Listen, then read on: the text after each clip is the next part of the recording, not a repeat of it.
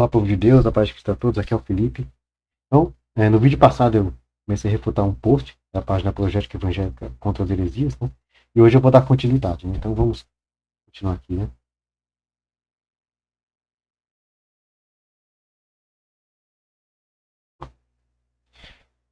Continuando, ele diz, observe o seguinte texto, Lucas 15, 7 e 19. Digo-vos que assim haverá maior júbilo no céu por um só pecador que fizer penitência do que por 99 justos que não necessitam de arrependimento. Digo-vos que não haverá júbilo entre os anjos de Deus por um só pecador que se arrepende. Óbvio que os anjos do céu sabem do que ocorre aqui, afinal eles são mensageiros de Deus. Ele precisa mostrar que os santos do céu sabem de cada pecador que se arrepende e se converte, não os anjos não sabem.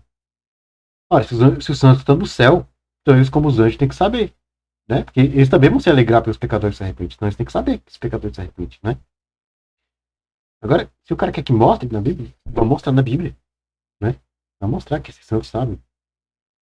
Por quê? Os santos, o próprio Jesus diz, vou usar o mesmo evangelho de Lucas, que os santos são como os anjos, né? Aqui, ó.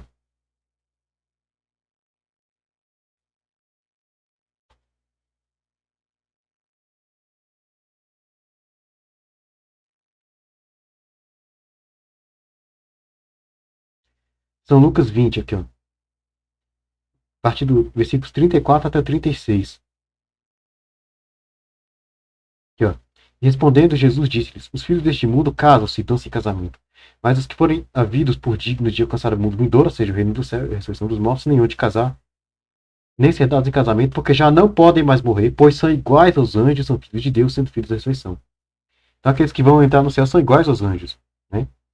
E é por causa disso, porque são iguais aos anjos, já não podem mais morrer, porque são iguais aos anjos, que Jesus diz que eles não vão, ninguém vai se casar, eles vão ser celibatários também. Porque os anjos não se casam, os anjos, né? Porque, ou seja, porque são iguais aos anjos. Então, Jesus diz, são iguais aos anjos, os que vão para o céu. Os santos que estão no céu são iguais aos anjos. Então, eles vão ter no céu os mesmos privilégios, as mesmas capacidades de todos os anjos. Então, se o anjo sabe o que acontece aqui na terra, o santo também sabe. Se o anjo sabe do pecador que se arrepende, o santo também, né? E se alegram junto com os anjos e com Deus. Vejamos mais. 1 Timóteo 2. Só lembrando, não sei se eu falei no vídeo anterior, mas eu estou usando Bíblia Protestante como recurso apologético. O católico tem que ler Bíblia católica. A Bíblia Protestante não serve para esse crescimento espiritual do católico. Só uso como recurso apologético para provar que a gente não precisa de adulterar a Bíblia para defender a nossa fé. Exato, pois, antes de tudo, que se façam súplicas, orações, intercessões e ações de graça por todos os homens, pois isso é bom e agradável. Aqui não vemos nada demais. Paulo está sugerindo que intercedemos uns pelos outros. Sim, e ele nunca negou a intercessão dos falecidos. Né? Vejamos agora o que mais ele diz sobre o que ele chama de argumento de Paulo. Então, de 1 Timóteo, ele pula para 2 Coríntios, como se os dois textos tratassem do mesmo assunto. No primeiro, Paulo ensina o poder da oração uns pelos outros, mas no segundo, Paulo está falando da ressurreição dos mortos. Estamos, repito, cheios de confiança, preferindo ausentarmos deste corpo para ir habitar junto do Senhor. Habitar junto do Senhor quando? Olha a interpretação do cara. Eu respondo. Como também já em parte reconhecestes em nós que somos a vossa glória, como também vós sereis a nossa glória no dia do Senhor Jesus. O apóstolo é muito claro. Nós seremos transformados em glória no dia do Senhor Jesus, que é a segunda vinda de Cristo, quando os mortos não serão ressuscitados, né? E não quando morrermos. E nós seremos a glória e fruto do trabalho de Paulo, não no estado intermediário, mas no dia do Senhor Jesus. Paulo enfatiza o teor da ressurreição dos mortos poucos versos antes, em 2 Coríntios 4,14, pois sabemos que aquele que ressuscitou, o Senhor Jesus, nos ressuscitará também. A nós, com Jesus, nos fará comparecer diante dele convosco, deixando claro que nós só compareceremos diante dele convosco depois da ressurreição. Meu Deus do céu. Veja que antes de Paulo escrever a passagem isolada usada pelo católico, ele acentua, sabendo que o que ressuscitou, o Senhor Jesus, nos ressuscitará também. Por Jesus nos apresentará convosco, assentando o caráter da ressurreição, dando fim assim mais um texto completamente descontextualizado, e texto fora do contexto é pretexto para heresia e nada mais herético que a suporta intercessão católica, pelo amor de Deus. Quem tirou o texto do contexto foi ele. Na verdade, o cara pegou esse texto de 2 Coríntios 1,14, 2 Coríntios 4,14, isso aqui não prova absolutamente nada. Ele até misturou o texto de São Paulo com o texto dele, mas, né? São Paulo está simplesmente falando que vai ter a ressurreição gloriosa no fim dos tempos, mas isso, de modo algum, nega que que os que morreram em santidade já estão em alma lá no céu, né?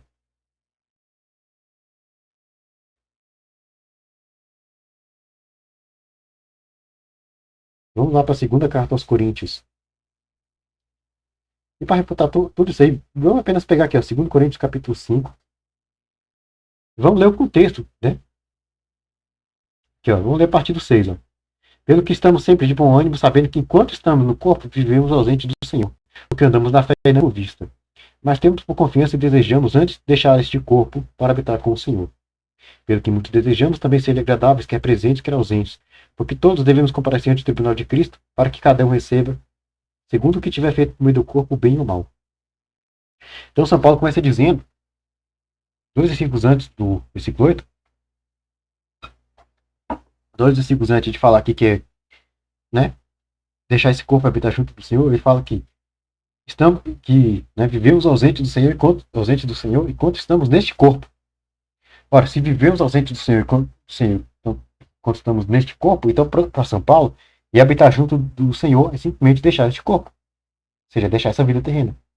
Então quer dizer que para São Paulo, quando ele assim que deixar essa vida terrena, ele irá habitar junto com Cristo. Né? O que prende, o que fazia ele ficar ausente, afastado de Deus, digamos assim, é ele estar no corpo, estar vivo. Né? Então ele quer habitar junto do Senhor logo depois que morrer. Não é? Tanto que ele fala que temos que comparecer diante do tribunal de Cristo, fazendo referência ao juiz particular. O juiz é esse que vai acontecer logo após a morte. Né? Vamos ver aqui, ó, Hebreus capítulo 9.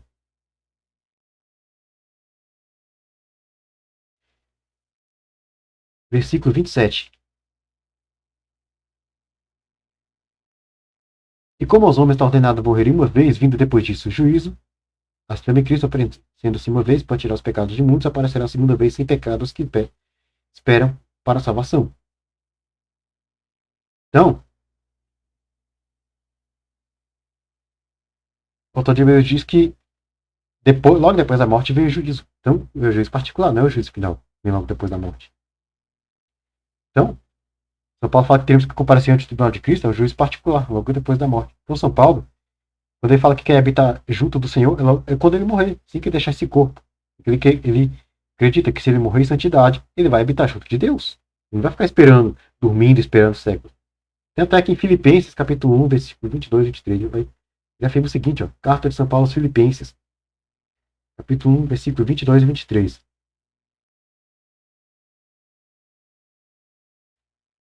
Aqui, ó. 23 e 24. Mas de ambos os lados estou em aperto, tanto tendo o desejo de partir e estar com Cristo, porque isto é ainda muito melhor, mas julgo necessário por amor de vós, ficar na carne. Então, ele tem o desejo de partir e estar com Cristo. Será que o que Paulo queria é morrer, ficar séculos dormindo, para depois estar com Cristo, ou ele queria estar com Cristo logo depois da morte? Que desejo é esse de estar com Cristo se ele achava que ia ficar séculos dormindo antes de estar com Cristo? Né? Como é que... Não é? E como seria muito melhor, né, ele morrer do que estar vivo em favor para ajudar, né, o povo lá de Filipos. Como seria melhor ele morrer se ele está dormindo, né? Como seria melhor? Como ele poderia ser bom estar com Cristo, digamos assim, se ele estaria dormindo? Então, dá para ver que não, esse texto, o cara tirou o texto do contexto. O argumento que o cara colocou aqui não tem nada a ver. São Paulo fala que vamos passar a ressurreição gloriosa? Sim, vamos passar. Nenhum católico nega isso, faz parte do nosso credo. Né? Crer no Espírito Santo, na Santa Igreja Católica, na ressurreição da carne, na vida eterna. Né? Na vida eterna, amém. Crer na ressurreição, na remissão dos pecados, na ressurreição da carne e na vida eterna. Nosso credo, nós cremos na ressurreição gloriosa no fim dos tempos. Só que o fato de que vai haver essa ressurreição no fim dos tempos não quer dizer que antes disso os santos não vão estar em almas no céu. E esse cristão tem que provar na Bíblia, já que ele acredita na sola escritura, tem que provar na Bíblia. Onde na Bíblia nega que antes da ressurreição gloriosa os santos vão estar em alma no céu. Né? Continuamos. Agora, com mais um pouquinho de simbolismo, em Apocalipse 8, onde ele afirma que os santos mesmo, não sendo oniscientes, fazem parte de uma realidade mais profunda, que junto com os anjos têm acesso às nossas orações. Ele diz: são santos, pois estão no céu e se prostram diante do Cordeiro com as orações dos santos. Ou seja, no céu, tem pessoas que apresentam nossas orações mesmo não sendo oniscientes. Porém, biblicamente, os santos são os vivos que guardam a palavra de Deus e o testemunho de Jesus Cristo. Nada a ver. E são os que já morreram e foram canonizados. Não os que já morreram foram canonizados por uma igreja institucional, ou alguma igreja institucional com sede de Roma em qualquer outro lugar. Cara, ele sequer sabe o conceito de santo. Em nenhum lugar na Bíblia, primeiro, lugar nenhum na Bíblia restringe o conceito de santos a quem está vivo. Sei? O cara que quer defender esse argumento tem que provar, mostrar na Bíblia onde o conceito, a palavra santo é restrita, né, onde se diz que santo só pode ser quem está vivo. E é uma questão de lógica. Se a pessoa viveu em santidade, morreu em santidade, ela continua sendo santa depois da morte. Não é? E a canonização é exatamente isso, é o reconhecimento de que aquela pessoa foi santa em vida. E por isso que ela é louvada como santa depois da morte.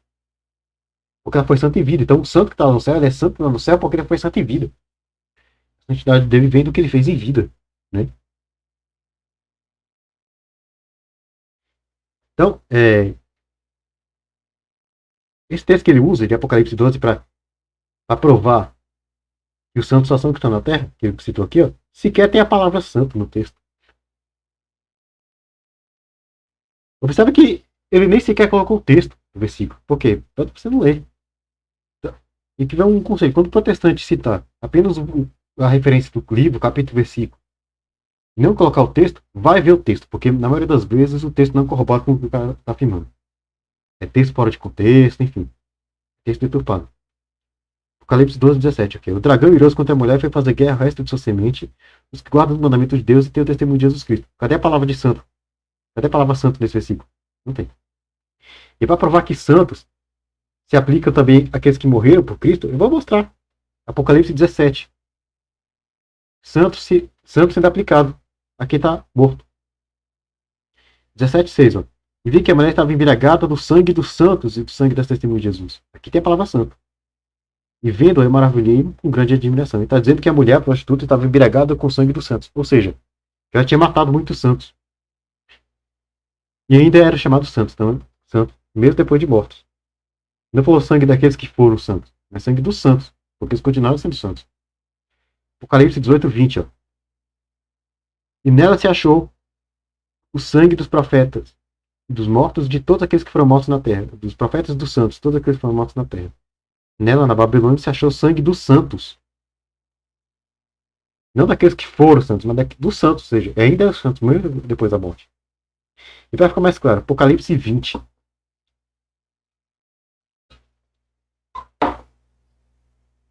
Aqui, ó. Versículo 6. Bem-aventurado e santo é aquele que tem parte na primeira ressurreição. Sobre este não tem poder a segunda morte, mas serão sacerdotes de Deus de Cristo e reinarão com ele 1000 anos. Quem são os que têm parte na primeira ressurreição? Aqui, ó. São esses aqui, ó. Vi tronos assentaram sobre eles, aqueles a quem foi dado o poder de julgar. E vi as almas daqueles que foram degolados pelo testemunho de Jesus da palavra de Deus. E que não adoraram a besta nem a sua imagem, que não receberam o sinal na testa nem na mão, que viveram com Cristo e reinaram com Cristo durante 1000 anos. Aqueles que foram degolados pelo testemunho de Jesus e pela palavra de Deus. Almas daqueles que foram degolados. Então ele está falando de almas de pessoas que foram mortas pela fé. De mártires, almas de mártires. São pessoas falecidas, não são vivos. Mas os outros mortos não reviveram até que os 1000 anos se acabaram. Esta é a primeira ressurreição. A primeira ressurreição é quando ele entra no reino do céu, em alma.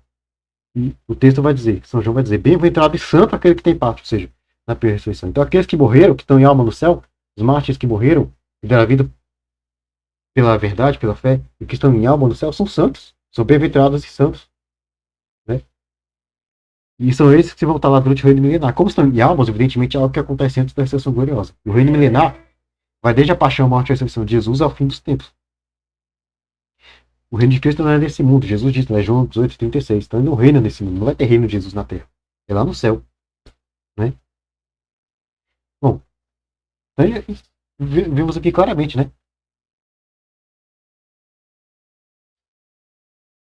seja, a palavra santo se aplica a mortos também. Então, de onde o cara tirou que uma pessoa, depois um falecido que deu uma vida virtuosa, foi fiel a Deus, não pode ser chamado de santo. Paulo disse, vocês não sabem que os santos são de julgar o mundo? Se vocês não julgaram o mundo, acaso são capazes de julgar as causas de menor importância? Não é preciso ser um teólogo para perceber o paralelismo óbvio existente aqui. Paulo fala que os santos são de julgar o mundo. E depois afirma que esses santos são vocês. Ou seja, para Paulo, os santos não são aqueles que já morreram e que supostamente estão no céu intercedendo por nós, mas sim aqueles que estão vivos, inclusive, dentro daquela carta. É mesmo? Queria entender uma coisa. Se são, por acaso esse julgamento do mundo já aconteceu? Porque, pelo que eu saiba, tanto Paulo como os coríntios, para quem Paulo escreveu nessa carta, já estão mortos há séculos. E já aconteceu e participaram desse julgamento do mundo? Não, então isso não aconteceu. Então esses santos que vão julgar o mundo, ele não está falando especificamente daqueles coríntios para quem escreveu a carta. Quando ele usa vocês, né? É uma maneira de. Ele está usando um coletivo para dizer que vocês vão participar se vocês permanecerem na fé, mas não necessariamente em vida. Depois do juízo final, quando Cristo vir, vão participar com Cristo. Sim. Mas não quer dizer que. Não quer dizer que ele está excluindo o santo do céu. Né? Né? Os santos são vocês, são os coríntios que viverem na santidade. Esse julgamento será no fim dos tempos. Depois que esses coríntios já mortos ou já mortos. Porque a ressurreição gloriosa vem depois do juízo final. Então eles vão participar mortos desse juízo. Porque os coríntios não estão mais vivos. Né? Pelo amor de Deus. Portanto, o termo santo se aplica aos crentes vivos. Não, eu mostrei que se aplica a falecidos também. Assim devemos entender Apocalipse 4, 8:4, que diz que a fumaça do incenso que continha a intercessão do santo subiu diante de Deus. Ora, se esse texto bíblico que eles usam diz que subiu, então é porque veio da terra e não do céu. Gente, primeiro, eu já provei que santo também se aplica a quem está no céu. Então, lá em Apocalipse 8, quando fala de todos os santos, eu já provei na Bíblia que a palavra santo também se aplica a quem está no céu. As mártires, aqueles que morreram na festa no céu. Então, aqui em Apocalipse 8, ó, 8:3.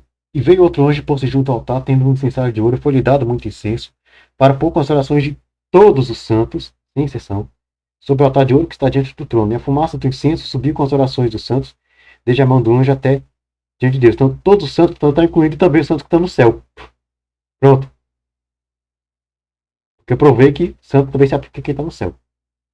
E quando ele falou que a fumaça subiu, gente, ele usou o termo subiu, não é para dizer de onde veio a oração, é só para fazer sentido junto com o simbolismo do incenso, porque a fumaça do incenso ela vai para cima. Isso não tem nada a ver com de onde veio a oração. Não é para dizer que a oração veio da terra. É só para manter a coerência com o simbolismo do incenso. Não é? Se a oração dos santos que os católicos dizem que se aplica aos santos que estão no céu, canonizados pela Igreja Católica, que viesse do céu, não iria subir para Deus no céu. Meu Deus do céu. Pois já estariam lá. O subir é para fazer coerência com o simbolismo do incenso. O que subiu foi a fumaça. A fumaça subiu por causa do simbolismo do incenso. Não tem nada a ver com de onde que veio essa oração. Tá? Faz sentido com o simbolismo do incenso. Até porque lá em Apocalipse 6 diz que São João diz que viu, Apocalipse 6:9, ele viu esses mártires, os santos mártires, né? Debaixo do altar. Então, ou seja, a gente pode entender que subiu para cima do altar. Pronto. Problema resolvido. Subiu para cima do altar. Portanto, ele subiu, deixa evidente que a oração realmente partiu daqueles santos que estavam na terra, cumprimos em todos os títulos sagrados. Não deixa evidente.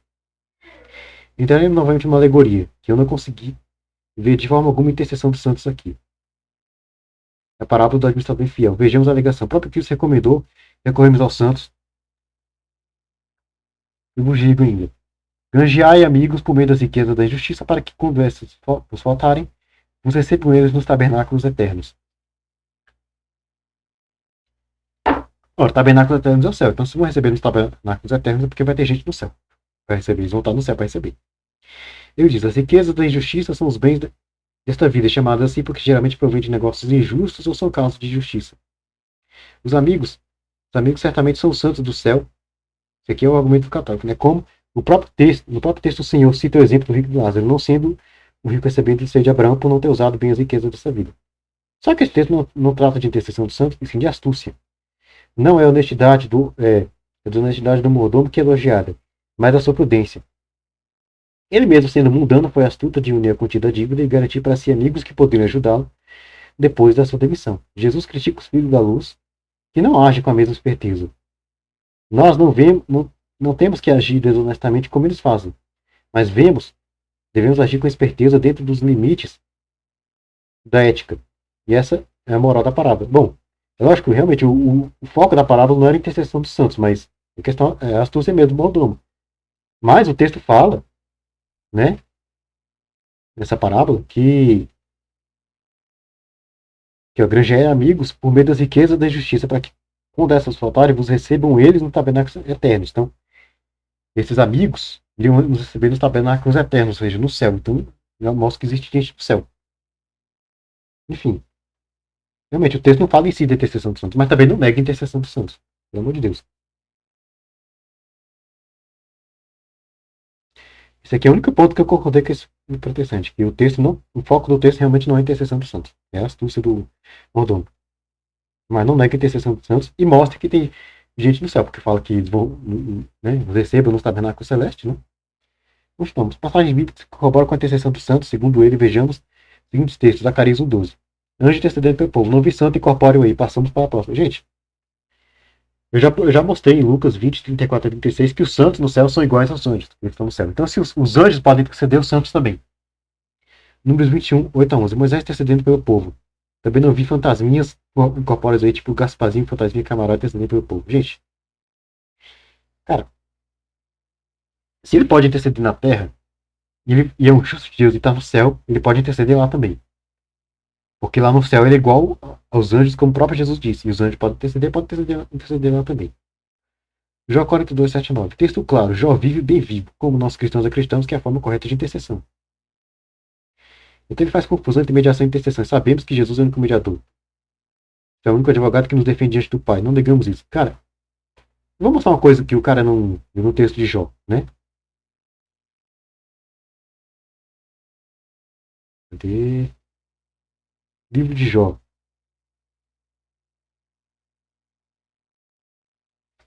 Eu não sei se. O cidadão não deve ter percebido, né?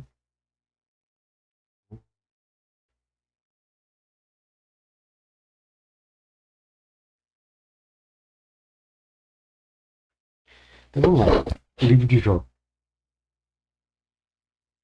Vou começar pelo capítulo 42, que é o texto que foi comentado aqui, né? Mencionado aqui. Versículo 7 a 9. Lê aqui, ó. Sucedeu, pois, que, acabando o Senhor de dizer a Jó aquelas palavras, o Senhor disse a ele, faz o temanita: a minha ira se acendeu contra ti e contra os teus dois amigos, porque não disseste de mim o que era reto, como meu servo Jó. Veja o versículo 7. Então, Deus, o próprio Deus dizendo que Jó disse o que era reto, disse o que era certo sobre Deus. E o que ele disse? Eu vou mostrar duas coisas que Jó falou sobre Deus. Já falou. Que segundo Deus está correto. Jó 16, versículo 19. Aqui, ó. Eis que também agora está a minha testemunha no céu e o meu fiador nas alturas. Ou seja, ele fala que agora ele tem uma testemunha no céu. Alguém que testemunha em favor dele. Ou seja, um intercessor. Alguém que intercede por ele, que fala em favor dele no céu. Ou seja, intercessão. Segundo Deus, Jó falou a verdade. Jó 33,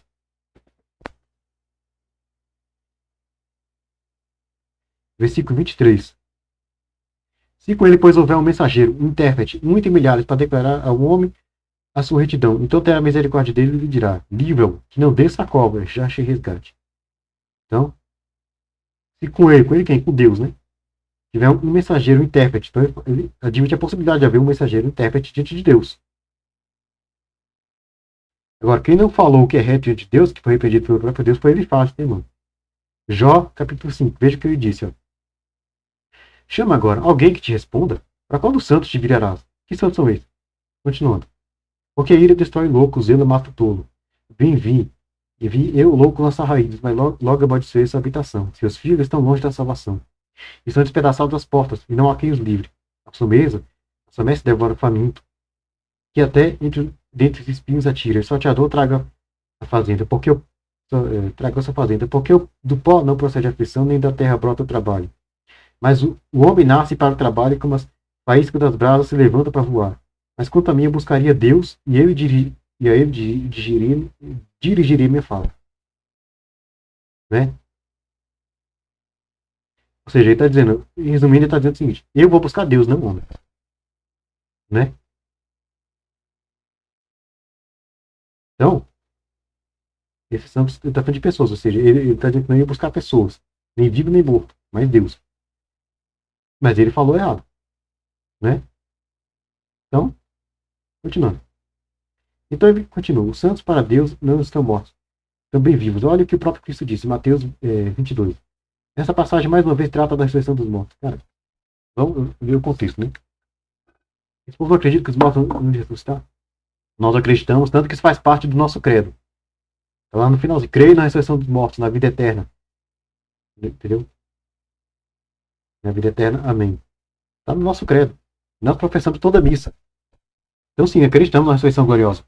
Só que não acreditamos que os mortos ficam dormindo inconscientes até Cristo voltar. Ou seja, que aqueles que morrem na santidade, na graça, na santidade de Deus, eles vão entrar no céu, em alma, antes do juízo final, antes dessa ressurreição gloriosa. Vão estar lá em almas. Aí no fim dos tempos, Cristo vai ressuscitar gloriosamente. Todas as passagens que tratam da ressurreição, os caras vêm defuntos. Tá cansativo isso. Cara, meu Deus do céu. O protestante que tudo ele quer pegar essas passagens e achar que nega, a passagem que fala de ressurreição, é achar que isso nega que existem santos e alma lá no céu, né? Se trata da mesma passagem de Lucas, onde do início ao fim Jesus estava usando essa passagem para provar a ressurreição dos mortos, não fantasminhas corpóreos intercedendo no céu por nós. O contexto é claro que Cristo estava debatendo com uma seita da época chamada saduceus. Os saduceus não acreditavam na ressurreição dos mortos. Então se aproximaram dele alguns saduceus que dizem não haver ressurreição e lhe perguntaram, Marcos 2,18. Jesus, para provar que os mortos iam de ressuscitar, citou o texto que diz que o Deus é o Deus de Isaac, Abraão e Jacó, provando assim que eles, ainda sendo ressuscitados, eles não estavam mortos para todo sempre, como acreditavam esses saduceus, que não criam na ressurreição para trazer de novo alguém à vida. A intenção de Cristo, portanto, era mostrar para aquele grupo de religiosos que não acreditavam na ressurreição que essa era um fato que iria acontecer, pois, né, Deus não é Deus de mortos. Logo, todos os mortos, inclusive Isaac, Abraão e Jacó, seriam ressuscitados, ao contrário do que acreditavam os saduceus, e viveriam com Deus. Do início ao fim, a passagem para provar a ressurreição dos mortos. E que os mortos vão ressuscitar, Moisés indicou no trecho referente a Sassa, quando, né, chama o Senhor, o Deus de Abraão, de Isaac e de Jacó. Fica muito mais claro, né, que Jesus usou essa passagem para desacreditar aquilo que os saduceus acreditavam, isto é, que os mortos não vão ressuscitar nunca. Se a ressurreição não acontecesse, Deus seria Deus de mortos. O Evangelho de Marcos também é revelador para descobrirmos o que Jesus estava querendo dizer com essa passagem. Pois quando os mortos ressuscitarem, serão como os anjos do céu e ninguém casará. Aqui vemos que é impossível usar a Bíblia para defender essa heresia da intercessão dos mortos pelos vivos, a não ser se tomar passagens alegóricas simbólicas como literal. Por Jesus seu rei. Não. Não é por Jesus seu rei. Já mostrei que os argumentos dele não sustentam. Eu vou quebrar esse argumento baseado nessa interpretação dele desse texto. Vamos ao texto, né? Vamos entender o que Jesus está falando. Se aquilo, como ele diz, não corrobora que existem santos no céu. São Mateus 20. Eu vou ler São Mateus 22.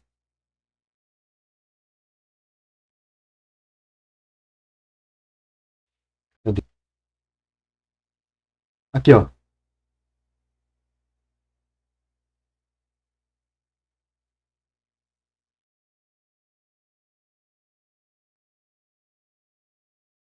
E acerca da ressurreição dos mortos, não tendes lido que Deus vos declarou, dizendo: Eu sou o Deus de Abraão, o Deus de Isaac, o Deus de Jacó? Ora, Deus não é Deus de mortos, mas dos vivos.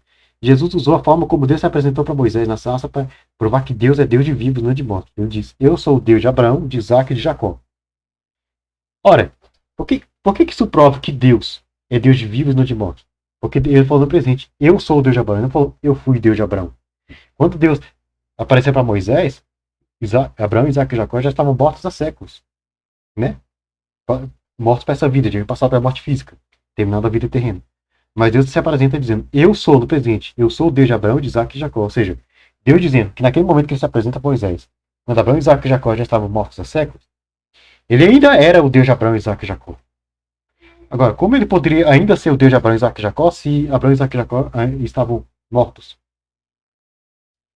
Entendeu? Isso prova que ele é Deus de vivos justamente porque Abraão, Isaac e Jacó estavam vivos naquele momento. Senão, naquele momento, ele ainda seria Deus de mortos. Não faz sentido usar o presente. Teria que ter dito: Eu fui Deus de Abraão, Isaac e Jacó. Né? Não, eu sou o Deus de Abraão, Isaac e Jacó. Né? E para ficar mais claro que aqueles que morrem em Cristo, ficam no céu espiritualmente vivos, então, os santos de Deus estão espiritualmente vivos no céu. Eu vou citar dois versículos do Evangelho de São João. São João, capítulo 8, versículo. Lá no finalzinho. Versículo 51. Jesus dizendo: em verdade vos digo, que se alguém guardar a minha palavra, nunca verá morte. Jesus dizendo que se alguém guardar a palavra dele, nunca verá morte. Nunca verá morte. Peraí, mas eu posso dizer, mas todo mundo passa pela morte física, então nunca verá morte, está falando do quê? Primeiramente, evidentemente, no momento da morte eterna. E segundo momento, vão continuar espiritualmente vivos? Não vão passar para a morte eterna, vão continuar espiritualmente vivos? Então as almas dos santos vão estar espiritualmente vivos no céu, né? Vão estar.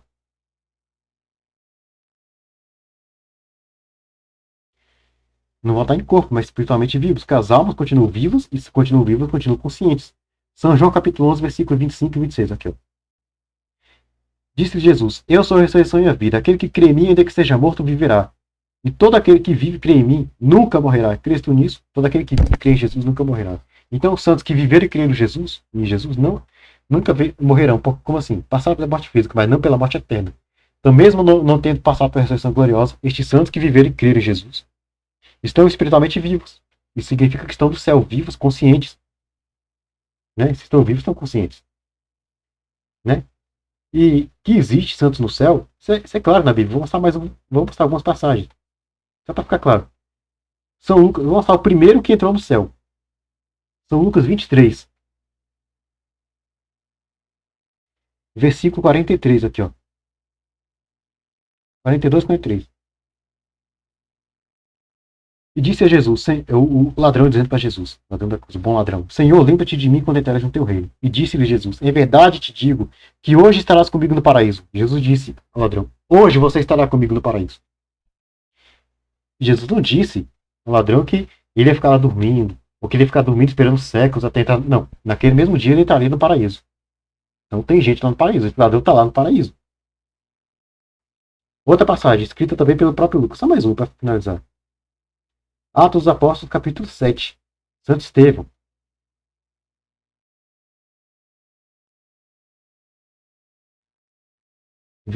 Atos 7, aqui, ó.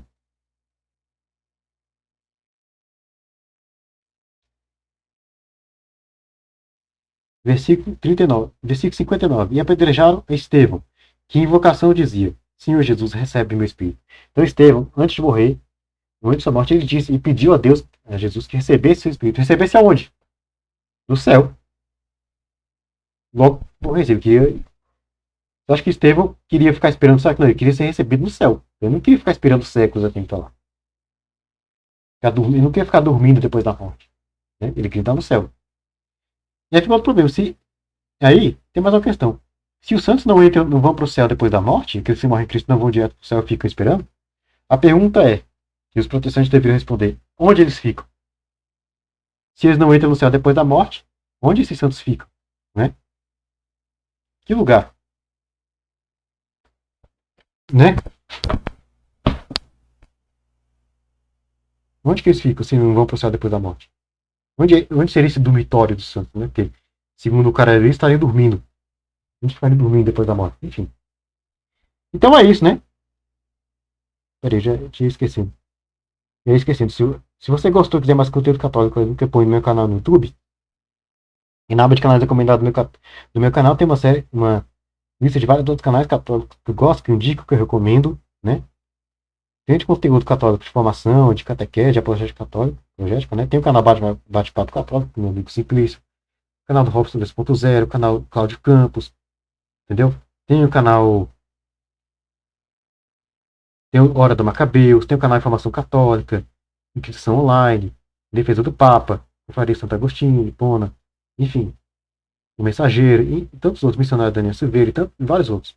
Se você conhecer, você clica no nome, no logo e vai lá. Se gostar, se inscreve. Se não gostar, não se inscreve. Vai estar aqui, né? Deixa as indicações. Então, é isso. Se você gostou, dê seu like, compartilhe, se inscreve no canal se não for inscrito, ative o sino das notificações se não for ativado. Né? Me segue no Instagram, @católico. Vou deixar o link na descrição, se você ainda não me segue, né? E é isso, né? Até a próxima. Tchau.